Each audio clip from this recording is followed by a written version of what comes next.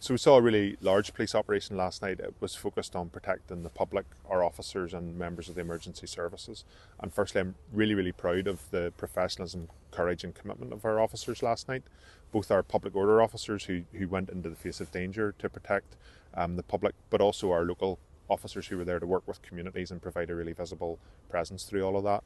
I'm encouraged by the fact that we saw less serious disorder last night than we did last year, significant reduction in injured officers, but we still saw unacceptable conduct both in Edinburgh and Glasgow, and that had a significant impact on the communities where it happened. So the focus for us today is on the investigative follow-up to that. We have a lot of footage and we have a lot of evidence to now start to work through to identify the offenders and start to bring them to justice.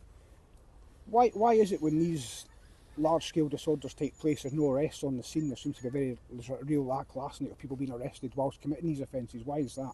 So in many ways on the night, the priority for us is the safety of our officers and the public. And sometimes when you're in a very dynamic public order situation, it's difficult to start to arrest people.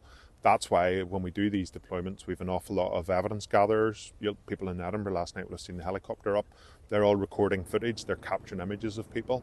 And as you'll have seen from Halloween night where we saw disorder, in the follow-up days after that, we're starting to arrest people and bring them to justice.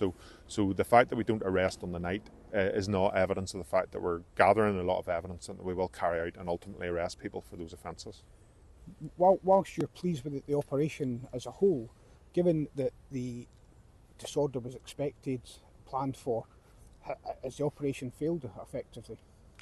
So for me, I'm encouraged. I think we saw a really positive professional police operation last year.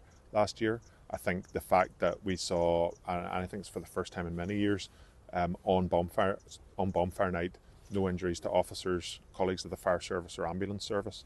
That shows that we've worked really hard to achieve that.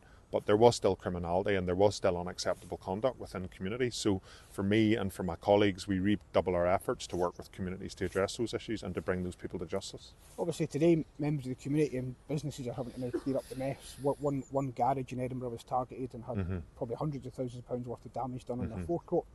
What's your message to them? How do you reassure people that you have control of the streets? Because it appeared last night that there was no control. Yeah, and I suppose the first bit I would say is the focus absolutely firmly today has to be on those people who chose to come out onto the streets and carry out that activity. That's unacceptable and it's illegal.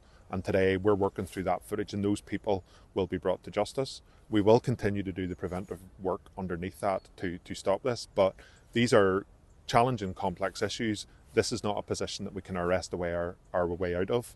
I'm really proud and encouraged by the policing operation last night, but I'm very alive that those challenges still face there. I want to work with members of the business community and other parts to continue to address this and make Scotland safer. What more needs to be done then, in your view, as a Gold Commander? You know, you had an operation people say it worked, you'll say it was successful, people will disagree with that. What more needs to be done to keep people safe on Bonfire Night? Because although there was a reduction in the number of people being injured, I don't think people being locked in their houses scared to go out is a good environment either. So what more needs to be done?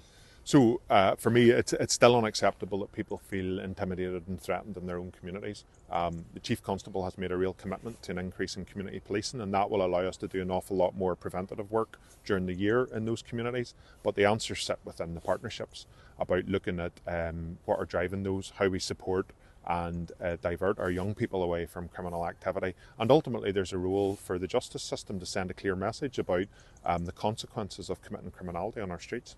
Final question is, given the number of arrests made last year, you talk about people being brought to justice. How many people were arrested last year and actually brought to justice for the criminality? Yeah, so last year in Edinburgh alone we had 26 people arrested.